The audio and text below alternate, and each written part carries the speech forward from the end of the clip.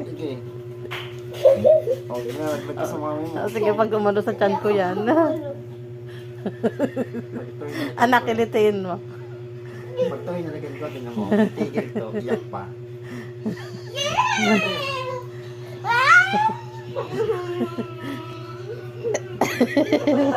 Knock-out. Ay, may 10 piso! Ay, may 10 piso ko na.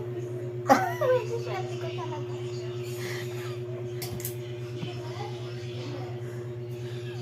Kaling 10 dyan.